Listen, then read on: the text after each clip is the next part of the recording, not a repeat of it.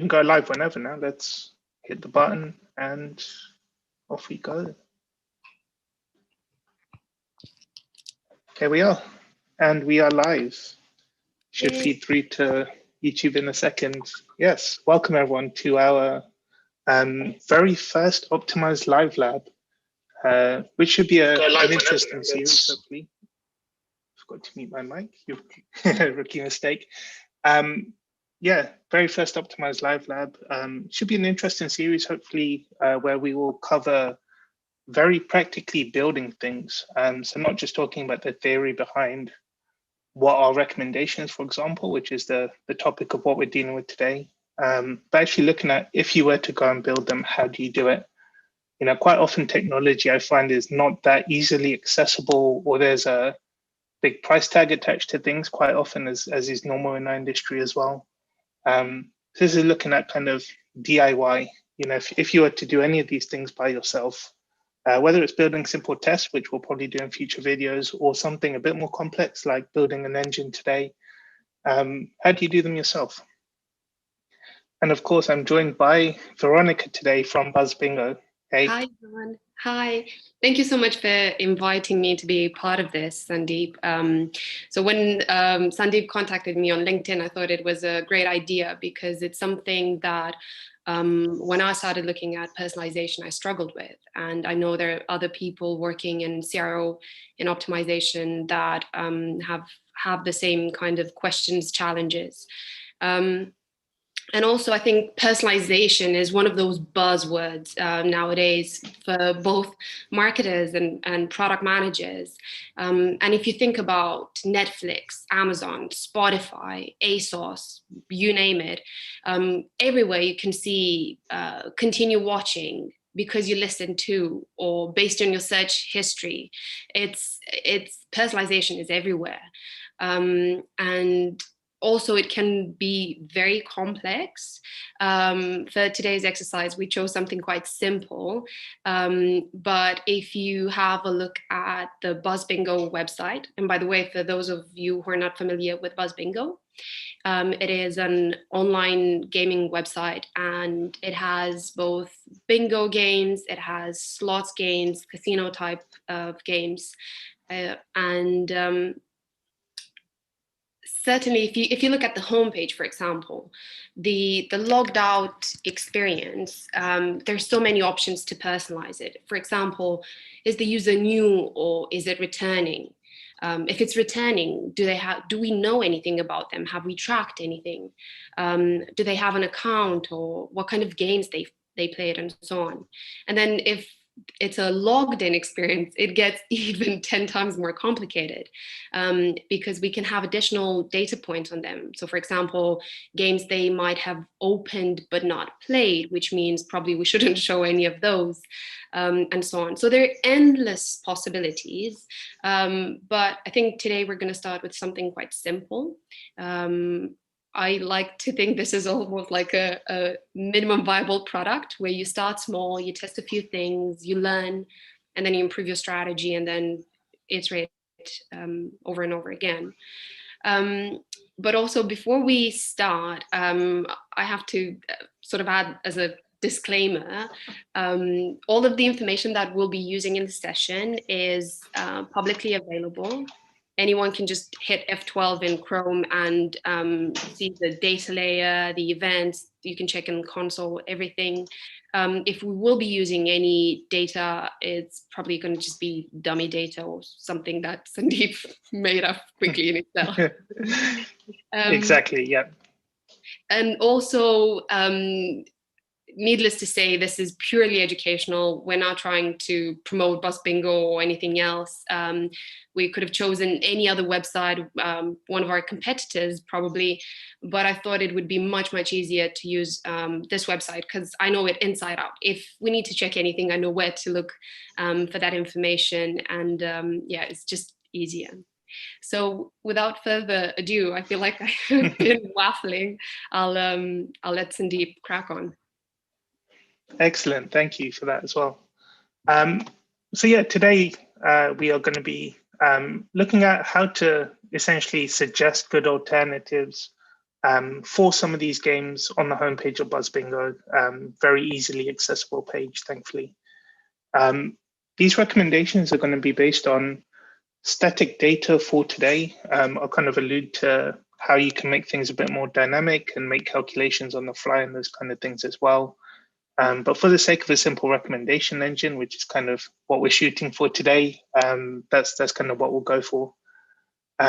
Hopefully we'll be done in about an hour, hour and a half, perhaps. Not the kind of thing which I'll be here coding at 2 o'clock in the morning, still chipping away at this giant project. So we are going to keep it simple. There are a lot of things you can do, especially when you look at things like real-time data processing and streaming analytics, and kind of saying, if we were to, I don't know, look at data windows and say, recommend the most popular game from the last hour, and we're constantly pulling all that information in.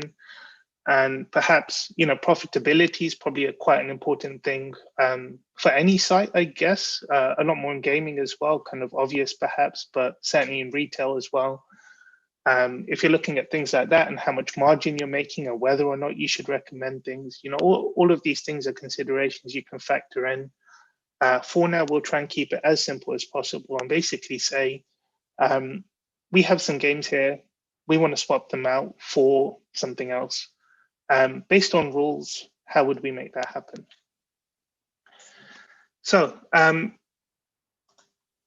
Veronica mentioned some dummy data earlier. Here is some I made earlier, as Blue Peter may say. So these are a list of games which I've just scraped off the site. Pretty easy to do. They're just found in slots and games and casinos. This is what should essentially represent a product feed, more or less, right? So these are the products that you'll find on the site.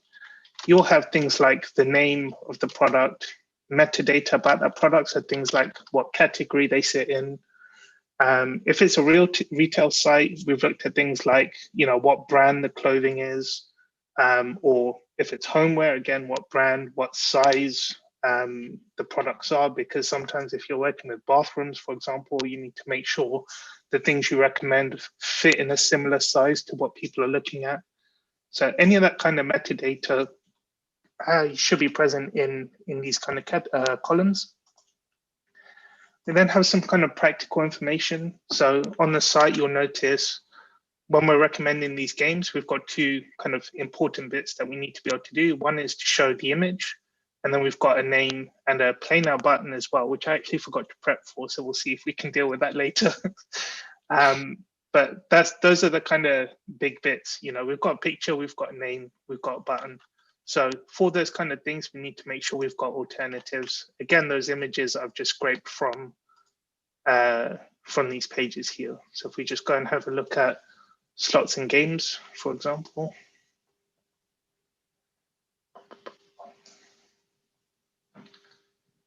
I'm glad it's not just our side. This is a classic when you're streaming and the whole world slows down scenario. So behind all these, again, you can see names, you can see pictures, and that's kind of what we're shooting for when we scraped these to build this kind of product metadata type CSV. The last column in here is kind of one of the more important things, I guess, and it's the basis on which you want to make recommendations. So in this case, I've randomly generated a number between 1 and 100, I think. But this is what we'll use as our marker for average profit per user. And in our case, we can say we want to recommend games where we retain as much money as possible, or people make loads of money. If there's a good time where you go, we really want people to have a boost because we've realized that people seem to be missing out for some reason. So let's guide them towards games where they get a bit of a lift. Whatever it is that we're interested in using as our basis. For the recommendation engines we built for retail or for travel, quite often popularity is what will feed into it. So things like how often products are viewed, how often they're purchased, how much money people are spending on particular brands, perhaps, any of those kind of things, again, feeding into this same kind of number where it's how popular are things, how much, either cash or attention are they, kind of gaining his attention. So this is a CSV, and obviously we have a couple of jobs. CSVs are not web-friendly formats. They are barely Excel-friendly formats. So we have a couple of jobs here, right? One of these is to pick this up and make it accessible and usable for web. And we'll be using JSON objects as the way in which we go about making that happen. So conversion is one of the exercises. The other one, so this has what we could clarify, it's kind of sensitive data, right? We don't want to be exposing this on the front end. What we could do is wrap up all this information, drop it in a tag on the front end, and then just say, hey, someone's looking at a particular game that's for slots and games, for example, recommend, the one where people make the most money in that category. But these are all sensitive numbers. Nobody would ever want to surface those on the front end. So what we're actually going to do is build an API on the back end where we can query and say, for a given category that we request, go ahead and return some recommendations for what we should be showing. And we'll return a few, and then you can kind of take your pick on what you choose to render from there. So kind of two key jobs. The first thing to do whenever you're coding any project, I find, is start off with something you can make notes in. Being a dev, you kind of pick the geekiest place you could do things, which is your code editor. So we're going to go and make some notes, and it's kind of, we'll do it in JavaScript because you get a few colors and it's a bit nicer for no other reason than that. So this is our simple recommendation engine. And these are notes. So we have a couple of jobs we need to do. One is to convert CSV to JSON. The second will be to build an API that looks up the JSON object. And then the third one will be to build a tag of some sort, some JavaScript for the front end that can look up the API and make our transformations. And this is kind of the basis on which any recommendation engine can work. If you're trying to power it with customer behavior, you can obviously add a layer to this where you're actually collecting those customer behaviors, so things like what people are viewing and purchasing and depositing and how much they're winning and all these kind of things. For us, because the number is quite static, it's a bit less work to do, thankfully. Otherwise, we would be here all night, probably. So first job then, right? Convert CSV to JSON. So we have our product metadata CSV. You can see it in this folder just here. So first thing we're going to do is have a file. Actually, let's make that the second thing we do. First thing we'll do is open up a terminal and just do npm init. So we'll be using JavaScript to do everything that we see here today. It's kind of becoming the Swiss Army knife of languages at the minute. Some people absolutely hate it, and I apologize if you're one of those people. But yeah, it will certainly allow us to do everything that we want to do. So I think normally it's recommended that you go and actually enter valuable information in these. Because I'm lazy, we will just kind of skip everything. The key thing that does is provide us with a package file so that when we go and use libraries like being able to read files, for example, we've actually got somewhere that we can save that information and handle those packages. You can also see it's kind of leaned on notes. We'll want to swap that out for, let's call it converter.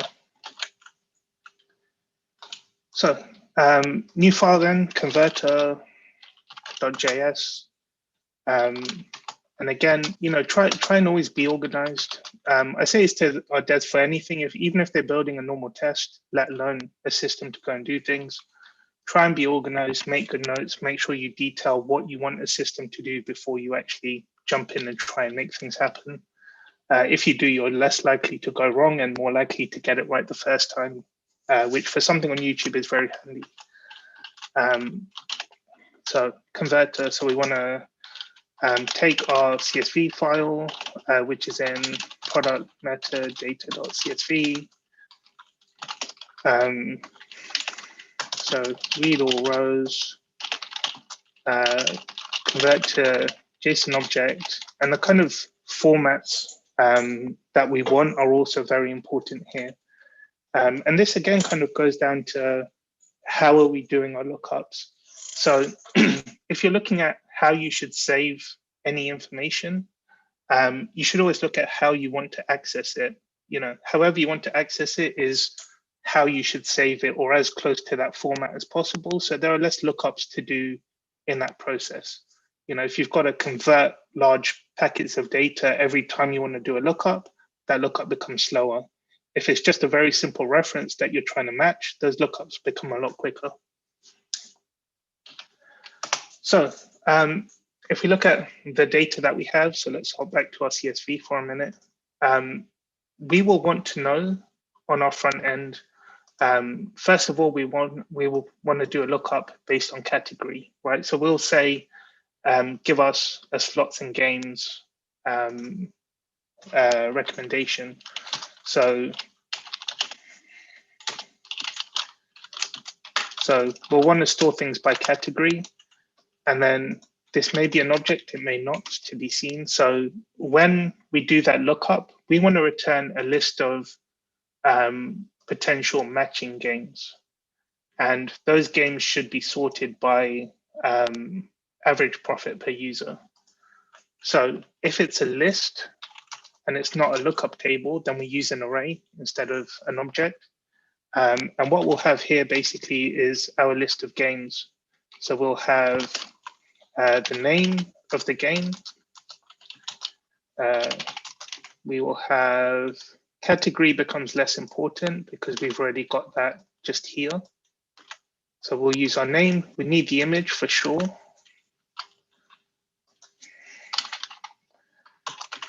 And then we can store the average profit per user as well. This isn't something we'll surface on the front end, but it's obviously useful information to store as well. So this is kind of what we want to end up with. As we're storing data in here, you know, if we're looking at a CSV row by row, it's very difficult for us to know what the average profit per user is and if we're going to get it right to begin with. Two ways of dealing with that. You can either sort these with code once you kind of fill up each category, or much easier, you can literally just go and sort your CSV beforehand. If you do that in Excel and just hit save, suddenly everything's already in the right order, so you don't need to deal with that. So for the sake of simplicity, we'll actually just do things that way. So if we say sort largest to smallest, expand. So now we have the high profit games at the top, low ones at the bottom. You'll see all the categories are now jumbled up, which doesn't matter because for each record that we parse, we'll be kind of putting them into the right categories to begin with. So we can hit save there. That's kind of that job done. So very first thing then is to take our CSV file. For that, we will use a library called fsextra, and we'll pull that using require. And then with any code I write, this may not be the best way of doing things. I'm not the best node dev, but this is how I do things. Async function. I think some people just use brackets. I prefer an underscore so the reference still stays. So the things that we want to do go there. Our file system library is here.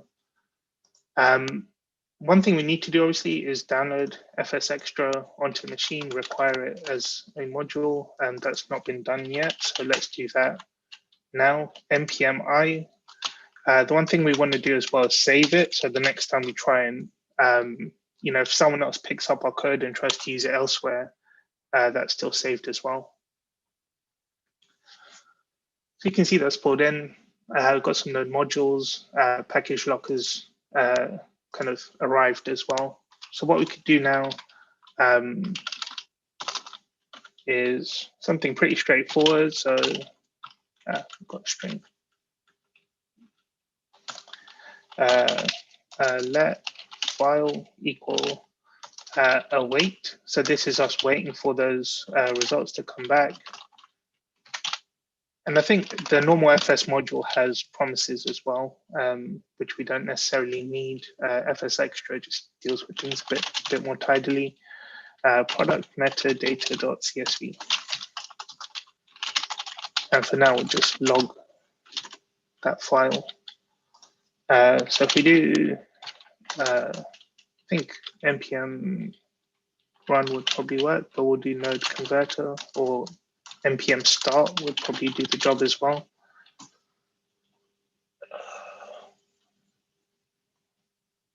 We're missing start. Cool. So we'll just do node converter. I think the JS bit's optional as well. So we can see a buffer has pulled in, and this is how files are traditionally read. So one of the first things we actually need to do is just convert that to a string.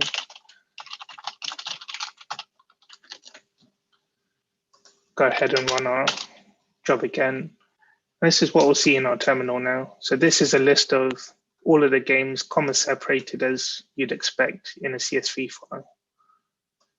So from here, we've got our giant string, which is basically the contents of our file. And the first thing we want to do is split that up into records. I think they're separated both by R and N. So we will give that a go. Something I've messed up many a time in the past. File equals, make sure we save that. So here we've got our items. We can see they're now picked up, colored with a comma, so we know we've split that data out correctly. So now we've got rows. The one thing we don't have is each row split up into its various parts, which we can handle as part of the allocation. So if we have our master object, which we define somewhere, so this is our empty object to begin with. So we'll say O equal. Then what we're going to do is say for each category we find, if it exists already, go ahead and push the information in. If it's a new category for us, go ahead and make that new category. So file is now a bunch of records. I always try and reuse variable names as well, so it keeps the size of memory from growing too much. Definitely not an issue when we've only got a handful of records. We can do file for each. And if we console log what X is, it should be each one of these to begin with, and then we'll kind of go and divide those out into each column. So you can kind of see what each of those things are. So if we do X equals X dot split by comma, this is us basically separating out our CSV file. So you can kind of see here, every single column that we've got, we are now logging out separately, including what looks like an empty one at the end. Probably an empty record. We might have something in there, we might not. So it's just something to keep an eye on. So what we want to say then, if we look at which columns things end up in, we've got 0, 1, 2, 3. As devs count from 0. So we'll have our category as X1.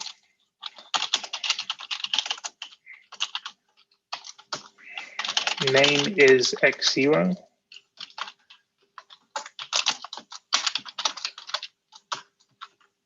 What else have we got? Image, X2, and profit,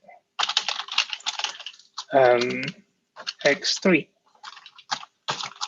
So now all we need to do is say, if there's no category existing already, go ahead and make one. So if there is no category, So if o.category, or using square brackets in this case, doesn't exist, then we want to make an empty one, and it is an array, I think. Yep, so it's an empty array. And then by this stage, if it didn't exist, it does already. So we can just push elements inside of there now. So we can do category dot push, and then we wanted our name, image, and profit. If your names match what you want to store them as, it helps as well. So we'll actually go and change that. So, yeah. So I think one of the cool things about modern Node is actually that this will work as well. So you don't actually need to map the variable names if they match the name you provide. So from here, we can do either check the category and kind of see what's going on at each stage, or we could just check our final result at the end. I think we'll do the final result with a bit of confidence.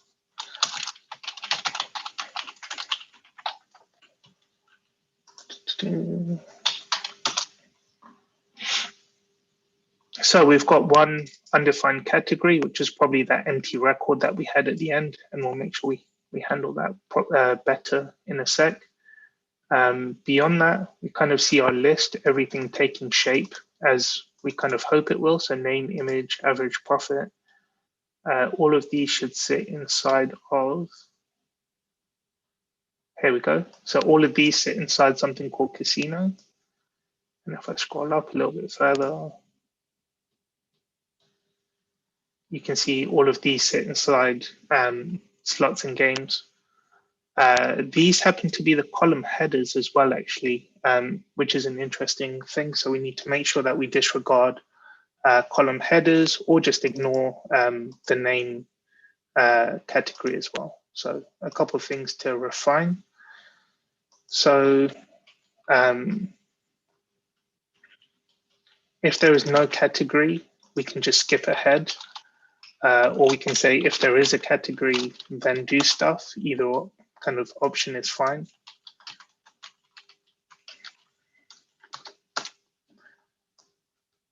Dealing with tabbing and spaces obviously keeps code nice and neat, which is also helpful. So if category, then go ahead and create its space in the object, then go and allow things to be pushed inside of it. And that will deal with our undefined, which is at the very end, just down here. And then we just need to ignore that first one as well. So a couple ways of doing that. Very easy to get lost in this much data as well. So if you know the column header, it's very, very easy just to do a category isn't equal to that. What you could also do is look at the index of the rows that you're kind of looping through. I think it's the second parameter in here if you choose to include it, and then just say, if index is 0, skip ahead, otherwise go and do all this stuff. So I think what we can do is just type CLS does not work here. What we might be able to do is create a new terminal to tidy things up for us. If we run this again now, so there's no undefined as we saw at the very end of this, which is good. And then if we look up, we've got slots and games. I think this is our console log from the file. So this is the entire file, which we actually don't need to worry about anymore. We're pulling that down just fine. So we've got slots and games, and then we should have casino somewhere in amongst this mess. I may well just assume it's in here. Casino, there we are. Don't be put off by the lack of green, by the way. If it's multi-words, then it'll probably wrap itself in quote marks. If it's a single word, it's not necessary. So at this point, we have our object. From here, we could very, very easily say, give us the top 5 options in slots and games, because everything's now been organized into slots and games. So we've read all of our rows, we've converted it to a JSON object. One thing I forgot to write on here, number 4, is output JSON object to file. So once we have this information, we've got to save it somewhere. So we're just going to output it to file. So we can do await fs.write file. I think without having to look up documentation, it's something along the lines of file name to begin with. So we'll call it pretty data. Next one is our data. It needs to be a string, not a stringify, not an object type. And then we've kind of got callbacks if we want them. For now, let's not worry about callbacks. So if we run this, we'll pull out console logs for now as well, because hopefully they're not necessary anymore. Scroll down, run our converter, and we have prettydata.json. So this is us having lifted our CSV file, converted it into something that plays very well with JavaScript. As far as our jobs go, if we go back to our notes and kind of say, what do we have to do? This can start to look a little bit ugly if you have loads of things that you need to deal with, but it's quite handy just to keep track of how far you're getting. So convert CSV to JSON is done. It's kind of job 1 of 3. I wanted to say, in reality, I mean, this is such a basic example. In reality, would probably use way more data points, like how popular a game is, the previously played games, the category, the revenue, and so on and so forth. And also would probably be scoring or weighing these data points and then create different strategies that we would test against each other using one primary KPI, which is usually revenue, regardless of industry. Yeah. And then obviously you keep an eye on other KPIs. But yeah. Yeah, exactly. And the cool thing about this, if you look at how long it took for this JSON file to be populated, it was probably less than a quarter of a second to crunch through this much data. We've built kind of automated segment finding tools for event level data in the past. I did it a few years back. And you can crunch through, with a decent-ish machine, you can crunch through several million records in under a second. JavaScript is quite good for that. And that's kind of doing several dimensions of queries. So looking at not just a segment group, but kind of saying, cut the data up into several categories, several segments and things like that. So, if you're looking at several strategies and saying, for now we have 1, but what if we had 10?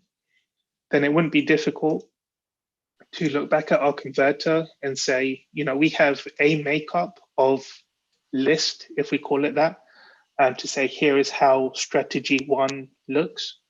While we're looping through all of our records, perform some logic to actually split them out into several different objects. So you can have strategy 2, 3, 4, so on. And then once all of those data points have kind of been put together into separate files, it's then again very easy, very quick to do lookups to say strategy number is 1, look up file 1, strategy number 3, look up that file and give us back some recommendations. The only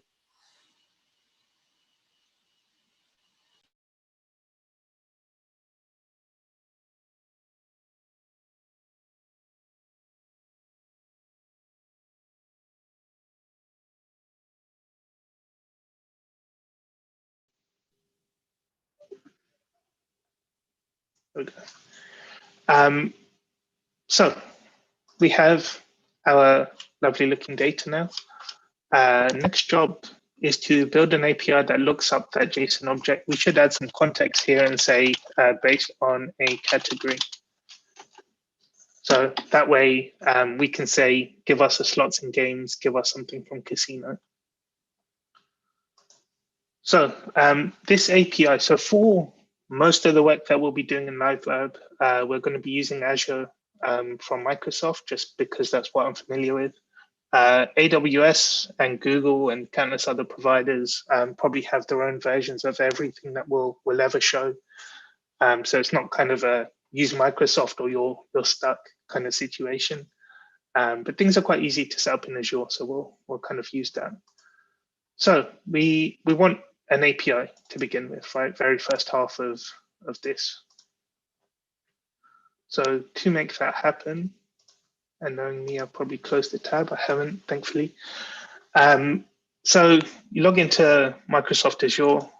You can create a new function app, pretty straightforward to do. So create function app, allocate a resource group. For now, we'll use something new and call it LiveLab.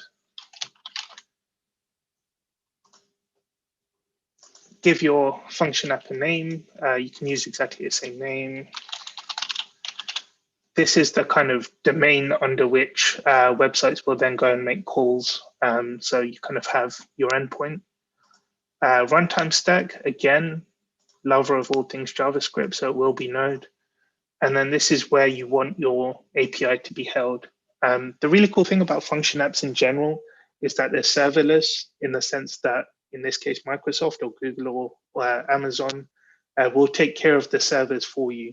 So you can actually host code and create APIs in the cloud with zero knowledge of how to manage servers. As long as you appreciate what's happening, you actually don't actually need to be the person to manage the servers, which makes this a lot easier for us. Because we're doing this in the UK, we'll pick UK. It can be absolutely anywhere. Europe or EU West is also quite a normal place to use. So we can go through next. We can cycle through these options. A lot of them are kind of optional. So do you want a storage account? Make a new one, use an existing one. Which OS? We'll stick with Windows, which is fine for now. What plan type do you want? And again, so again, the cool thing about serverless and most of these vendors is they will offer you, I think, give or take 1 million, 1.5 million free API calls a month. So as a playground, it's great. Even for production workflows, like a lot of sites will be absolutely fine with 1.5 million recommendation API calls a month. So that in itself might tide you over. If not, they're dead cheap. So consumption is what we'll stick with. Monitoring, for now, we'll leave App Insights off. It is super powerful, probably more than we need for today. It's kind of real-time monitoring of how many people are hitting your app and what responses they're getting back and all these kind of things. You can tag things up. We don't need to do any of that. So we can just hit finish review, make sure we're cool with what's being suggested, and jump ahead. Thankfully, these things don't take long to spin up, so I think we'll only be waiting for about 20 seconds, 30 seconds, maybe, something like that at most. This is the lack of a magic when you're doing YouTube Live versus normal YouTube, where people just skip ahead with the fast forward and go, oh, look, it just happens to have been made by now. But instead, we'll sit here and slog it out for the next few seconds.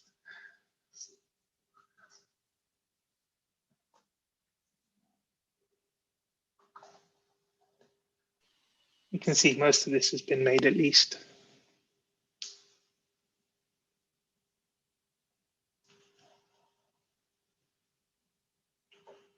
Thankfully, I'm in a patient mood today. Otherwise, I'd be hitting the refresh button about 10 times by now saying, is it done yet?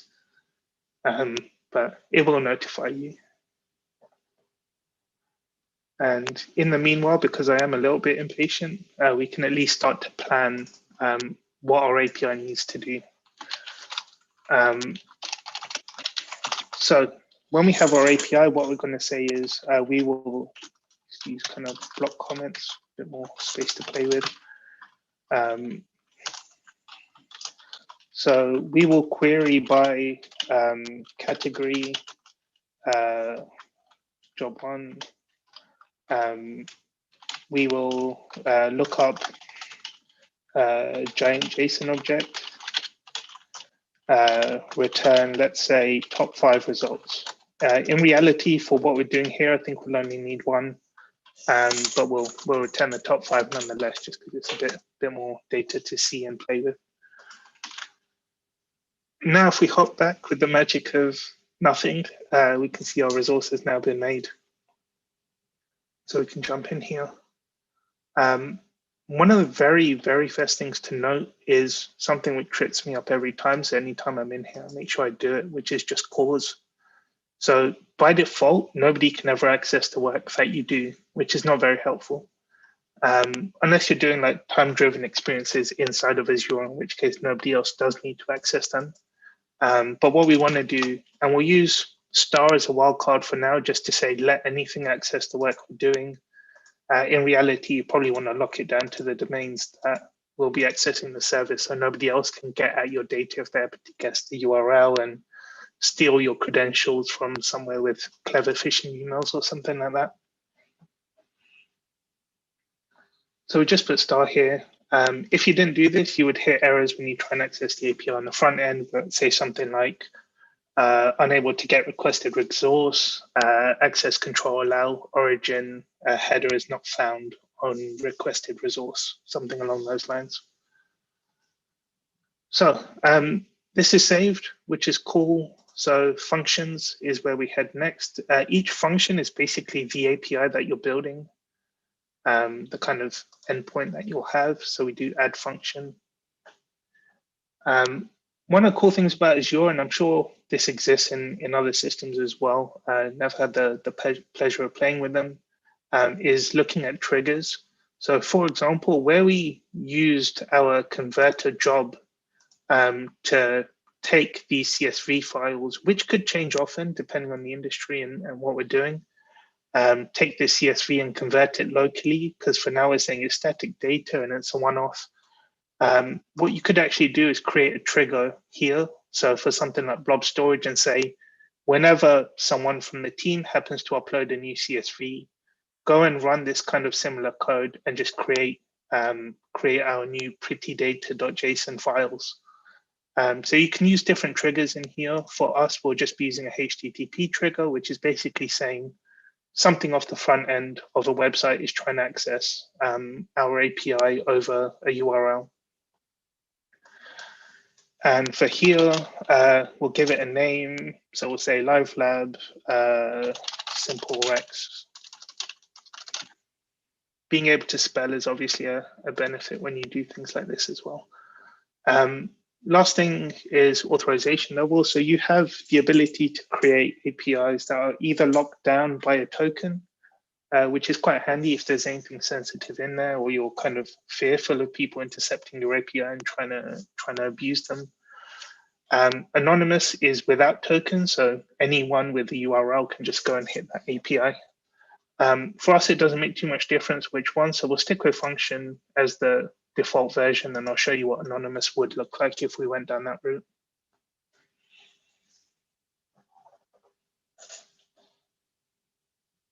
Again, similar situation to before, except that this should happen much, much faster, which is where we sit and twiddle our thumbs, grab a drink.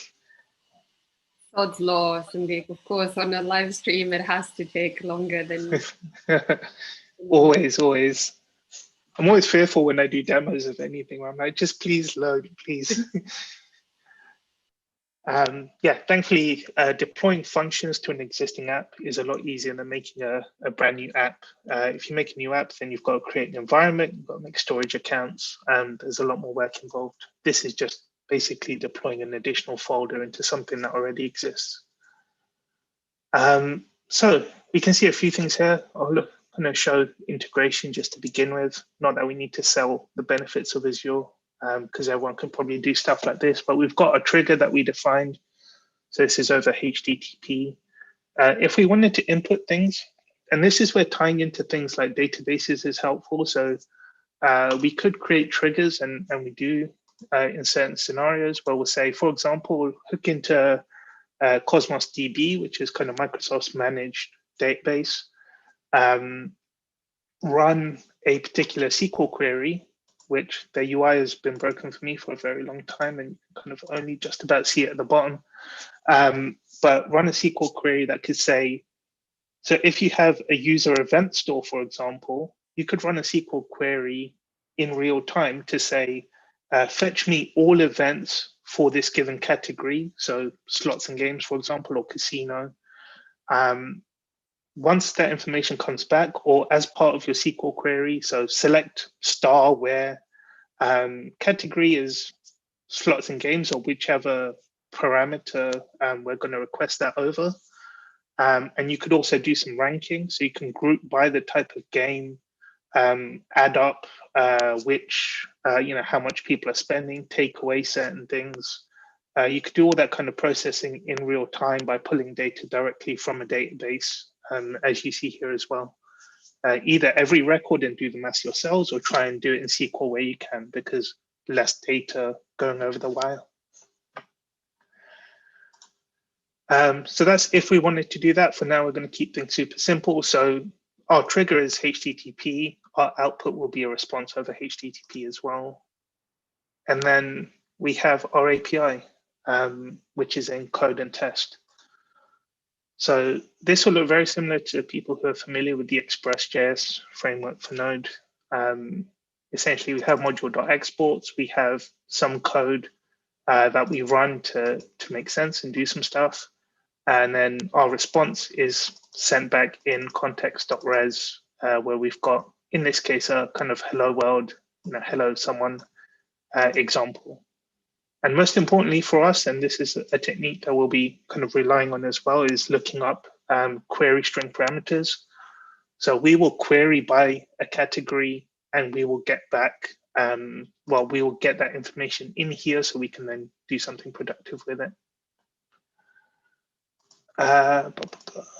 So we can do that. So one thing we can do is upload our file, excuse the Live Lab designs.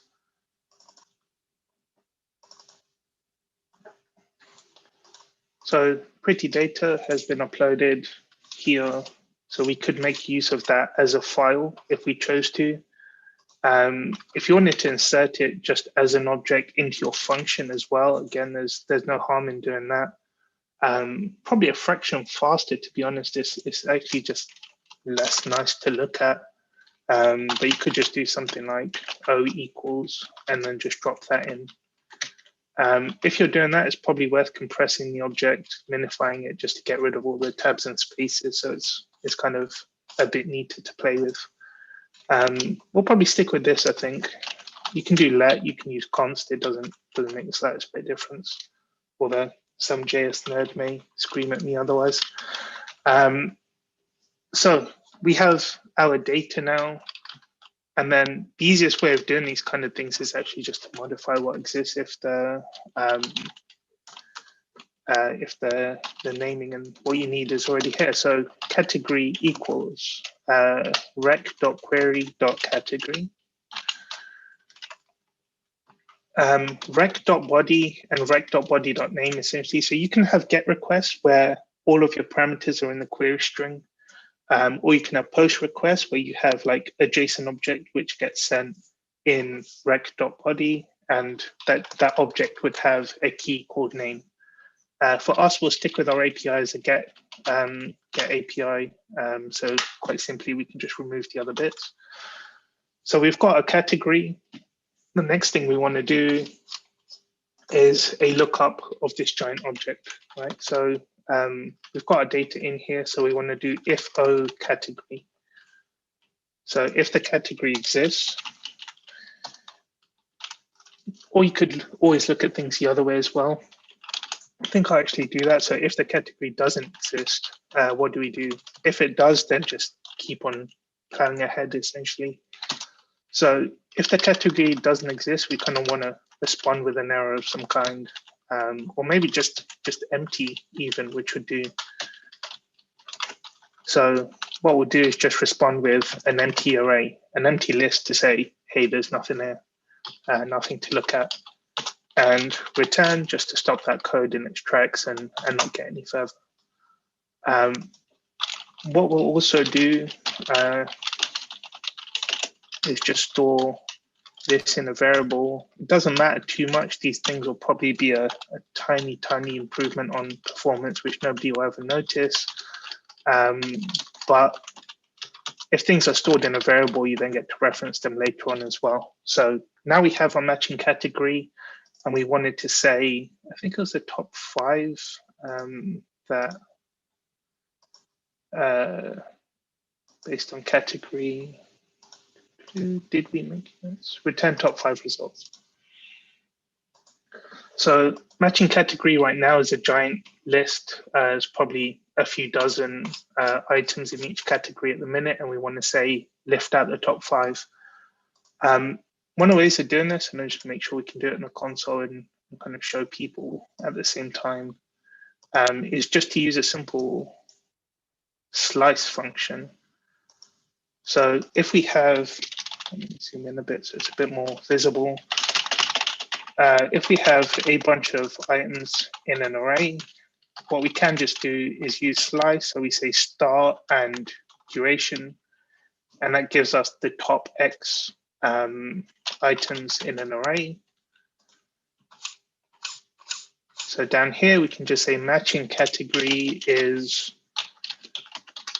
matching category.slice 0 to 5.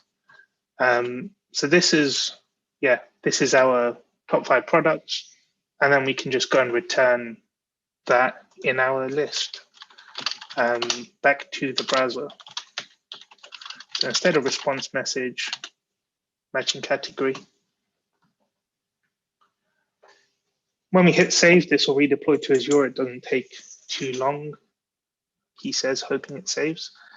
So we can see that here. Instead of console log, they use context.log, but it does output into the console.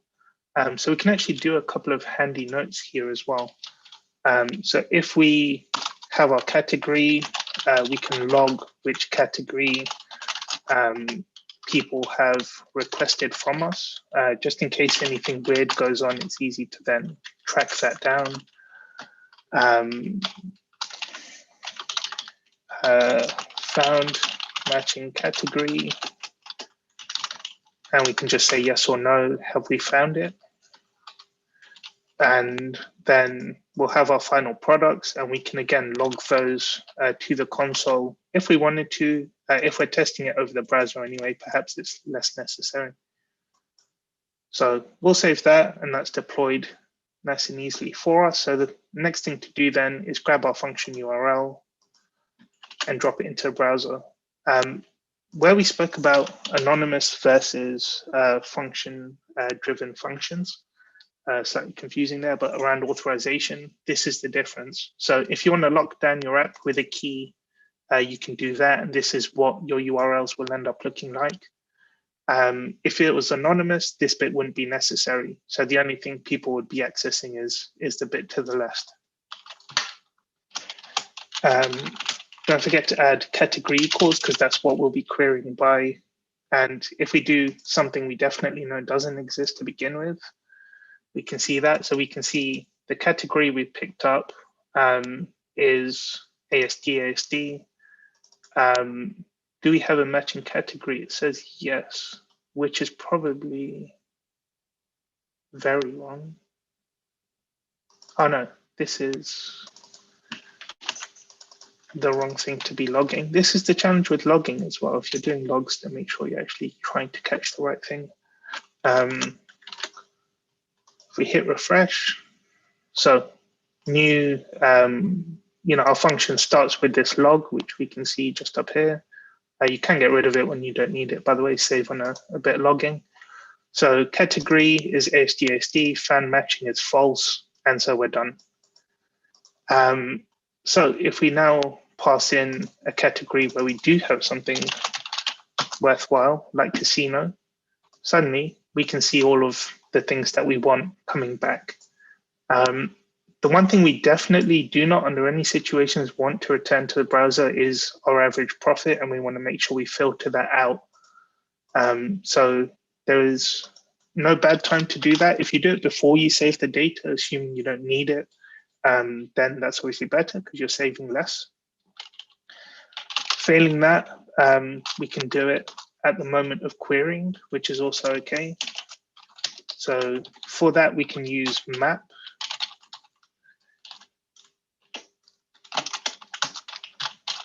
I think there might be better functions to do this. So what we want to say is for each item, we want to probably return.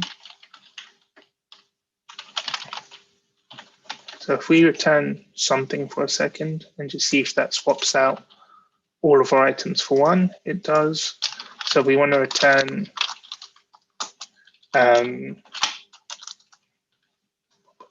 name as x.name and image as x.image. I think they're called name and image. Yep. So this is lifting out average profit. So this is what we end up with, our new list, top 5 items without the fields that we don't want in there. You could also kind of loop through and delete them as well if it's easier, or use reduce, I assume. So this is part 2 of our work done.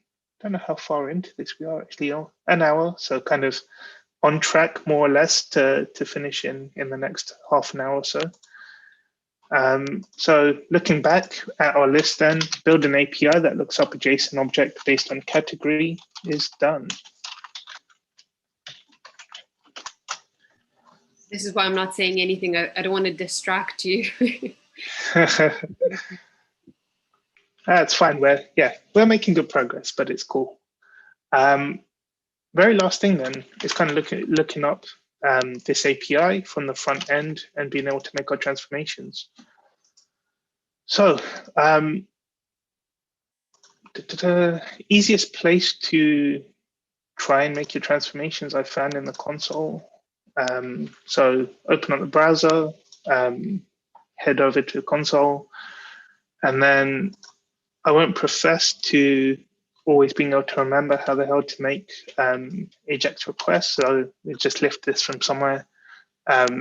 Basically create a new XML HTTP request, which is AJAX request. Add a listener, so when it's kind of done loading, do some stuff. Open a GET request with our URL, ignore that. So URL here, and then we send it. So when it comes back, we'll have some response. So if we take that, drop it into a console, and we want our function URL, which we'll just copy from up here.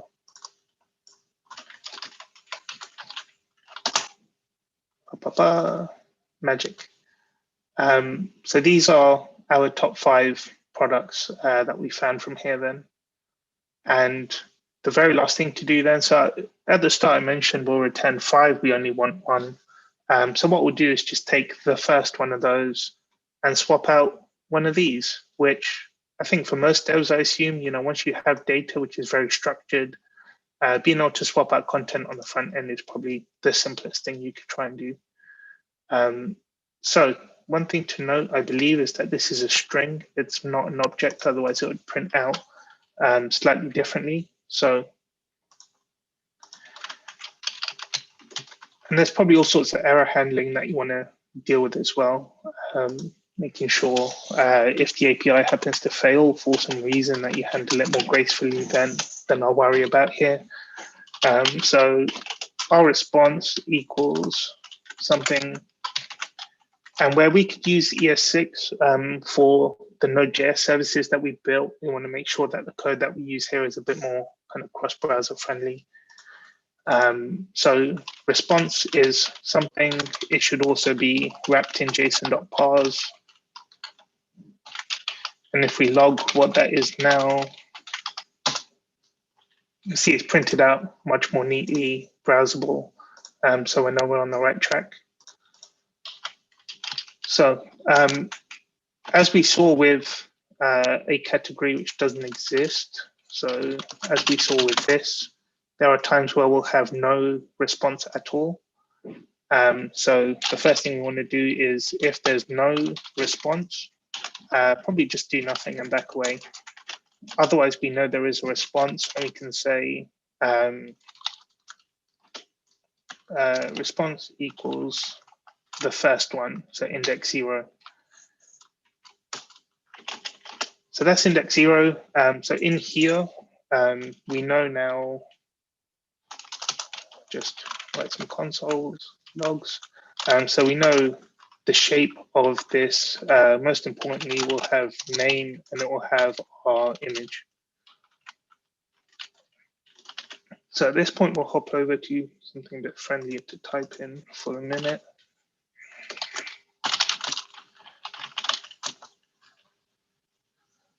And say response is an object and we want to write stuff to the page. So if we take a reference to the element that we want to transform, so we'll take this first one, shrink our console down a bit so things are a fraction easier to view. So what we want to do is not take the image, which is what we've kind of highlighted by default. Good old Chrome DevTools never doing exactly what you want. So not the image, but we'll kind of take one of the parent wrappers for that. So we don't want to go this high. We don't want the entire bar. We want games info game or games info item. So if we look up what these are using document query selector, we can do all to begin with and just find what all of them are. So we're actually matching something higher up to begin with, which is not what we want. So you could pick the Xth item on that list, or we can try and be a bit more concise about what we're targeting. So we've got games info portlet here.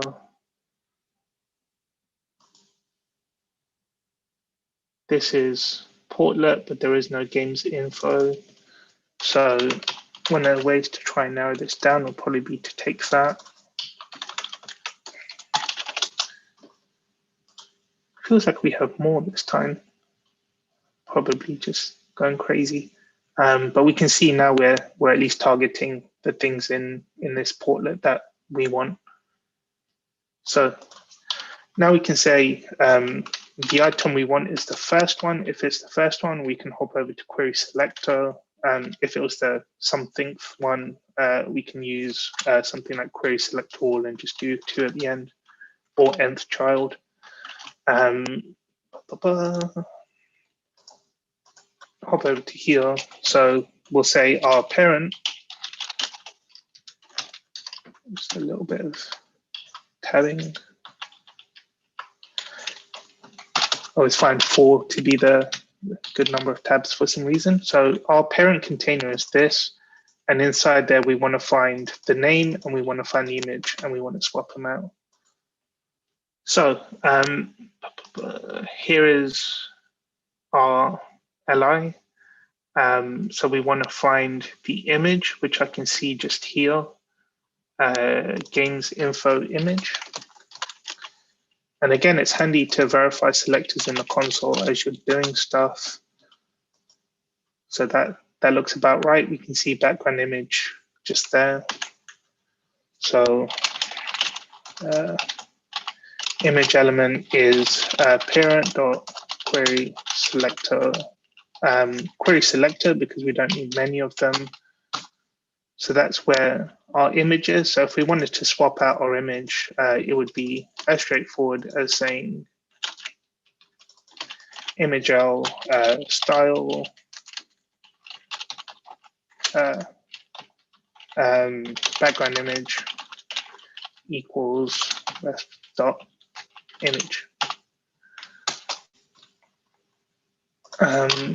Again, comments help as well. So we want to swap out image and we want to swap out hover text.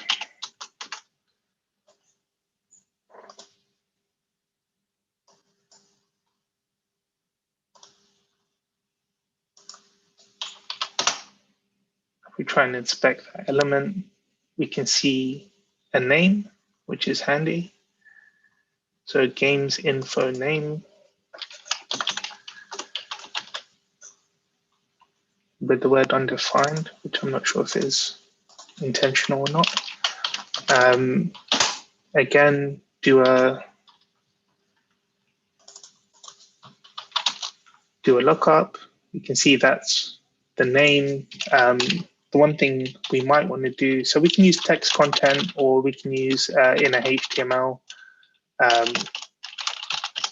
If you just swap it out for something and just make sure that something is the thing that you see. If it's not, then it's kind of a misnomer and you're looking in the wrong place.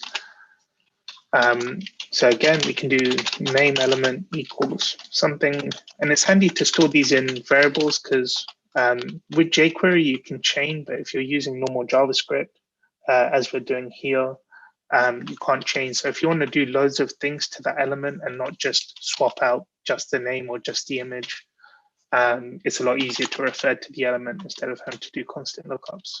Slightly nicer for the browser and performance. So this is more or less it. So what we would do, always start by running things in the console. You'll notice there's an element of polling that we're going to need here, so that the elements aren't on the page right now. Because they're not on the page, we would need to wait for them to show up before we try and transform them. So either we poll for those elements to show up, or if there's some kind of hook that we can latch onto and say, notify me when the page has loaded, then you could go down that route as well.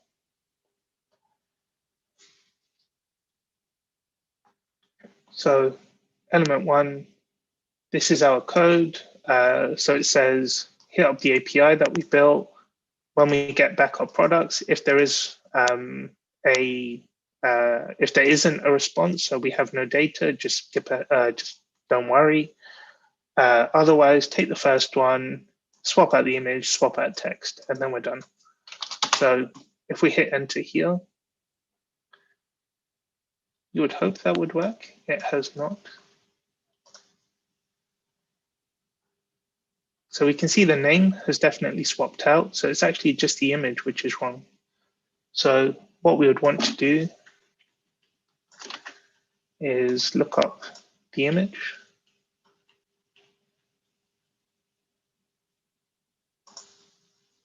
So we can see this still says Starburst on it.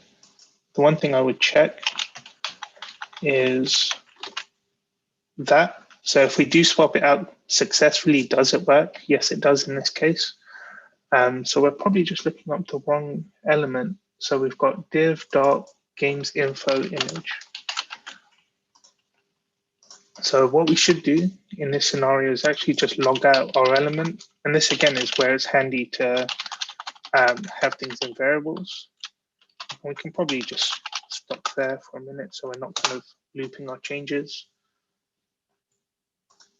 So this is our element. It does seem to be targeting it successfully.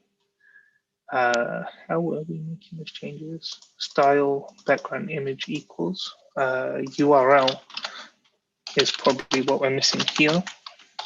So all images should be wrapped in URL.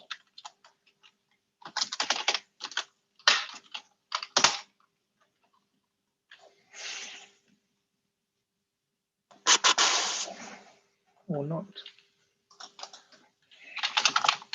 So ING-EL right now is block scoped. So instead we'll do Windows. Because I've still got return. Just make sure it wasn't something as silly as leaving a return. It was. So yeah, that's that. So if we just chuck that back into our code editor. I think it's wrong tab. One of these. Or here, why not? Lang JavaScript. So just to cover what this code does again then, it starts by making an AJAX request to our API, which has the scope, the authorization. The cool thing about this as well, if you ever realize that someone's abusing your API and they've stolen your token, you can just get rid of it and make a new one. Send the AJAX request out. When it comes back, look up the response. If there is nothing, do nothing. If there is something, poll, well, not poll actually, just look up the item, swap out the image using URL to wrap around the actual URL as is required for background image. Swap out name, and what we end up with is something which looks like this. The one thing I didn't do is hook into button. We need to make sure we save that into our product metadata and then save it into the API and then make sure we pull it out. But given we've done the name and the image, you basically just follow more or less the same pattern. The last thing then is just saying, it's all well and good having this. What do you do with it? So the idea of these sessions being platform agnostic, it really does count here. So if you have a testing tool, it could be ours, it could be any, you can just copy and paste this into your variation code. If it worked in the variation, if it worked in the console, it will probably work in your variation code. You might need to wrap it in something like a Polar or checking to make sure the elements are there before we try and transform them, like I mentioned earlier. But this code, because it works in the console, it should work in any platform. And all the services we built, again, are platform agnostic, nothing to do with WebTrans Optimize or any other recommendation engine that you could lift up and use. So that's pretty much it. To summarize what we've done, and because it's quite nice to be able to put another big done against our list. Always useful to make notes. It's so easy to get lost when you're in the middle of big projects as well. So we have taken a CSV of some information and converted it into JSON, which is a lot easier to play with using JavaScript. We built an API that looks up this object based on some kind of an input. The one thing to note is with, where are we? So with our API, for now, we've hard coded it and said we want casino games. However you decide to request whichever category, is however you choose to do it. So if you're looking for alternatives, what you could do is say, lift out the name of an existing game in our API, pass that in, instead of category, pass it in as name or something like that. Look up our list to work out which category that name sits inside of and go, right, we want an alternative for this category. So we already have the data, look up that object or make another friendlier one that's easier to look up, work out which category it sits in, and then you know which category to look up for alternatives. So hard-coded for now because we're doing something nice and simple, easily made dynamic in the future as well. So we do that. So look up our object based on category, return it back to the browser, create a tag for the front end that can look up this API and make our transformations. So something like what we built here could very easily just sit inside Google Tag Manager, let alone having to go inside a testing tool. It can go pretty much anywhere. And thankfully, I think for today at least, and for Optimize Live Lab session 1, that's pretty much it.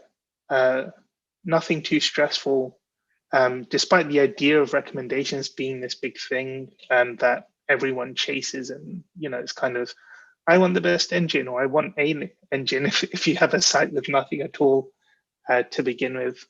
But it doesn't need to be difficult. That's the entire point of every Live Lab session that we do. None of the challenges and things that people try to do are that challenging, unless we're talking about very, very large amounts of streaming data and all these kind of problems. Also, I'd say if you guys watching need any ideas around what to use in your recommendation engine, feel free to reach out to me on LinkedIn. I'm happy to help. Throw some ideas, but when it comes to coding, I'm afraid I can't do much. That's what I'm here for. I've got to make myself useful somehow. Well-deserved drink at the end of that. Yeah, I think that's it. So yeah, if people are looking at making recommendations, hopefully this shows that at least doing something simple is really straightforward. Something practical as well. These kind of things. If you're looking to better merchandise things based on data, it doesn't need to be that difficult. And a lot of people have done incredibly well from making it feel like these are very difficult problems to solve. But in reality, you can bodge something together in, as we've seen today, an hour 15-ish. Yeah. That probably solves a goal. And then if you want to go and iterate on this in the future and add, Veronica, I think you mentioned like having different sets of rules. So you can have like 10, and we want to say use algorithm 1 in a variation, test it against 2, 3, 4. Most of the work that we've done here is kind of structural stuff. So we've already made a way of parsing the CSV file. If we had additional columns in there and we wanted to have several pretty data.json files, you've already done most of the work. So just expanding on that isn't difficult. Building additional APIs, again, not that difficult to do either. You've already done one, just make more. As we saw, we didn't spend long in Azure at all, actually. I think we're only in there for about 5 minutes, minus the loading and creating resources time, the go grab a cup of tea time. So yeah, all hopefully pretty straightforward. And with that, I guess we'll come to a close. Veronica, thank you. By the way, this is Live Lab number 1. I think it went smoother than I thought it would, all things considered. But thank you for the idea. Obviously, this idea came directly from you. So thank you for that. For anyone else watching or who will watch in the future, if you have ideas of things that you'd like us to build, let me know. Hopefully this will become a long-running series and we'll cover loads of interesting things, both super simple. I want to do as well, make sure people absolutely know the basics of testing and just writing straightforward code. Making sure code doesn't flicker and all these kind of little things that seem to trip people up all the time, but also doing something complex. So this is a simple-ish recommendation engine. We may do a much more complex one in the future as well, something that takes a few hours. We may build some real-time social proofing, which is also on our list as well, looking at kind of X people have clicked on this game, if we were to use BuzzBingo, or have bought this product or have viewed this product in the last day. Some of that kind of real-time behavior as well. So loads and loads of stuff we can look at in the future. But thank you nonetheless, Veronica. This was awesome. Super happy with how it went. Thank you as well, and good luck everyone with your recommendation engines. Absolutely. If anyone happens to build one, please let me know how it went. I'd be very interested to know. Cool. And with that, we shall end here. Thank you, everyone. Enjoy. Thank you. Bye. And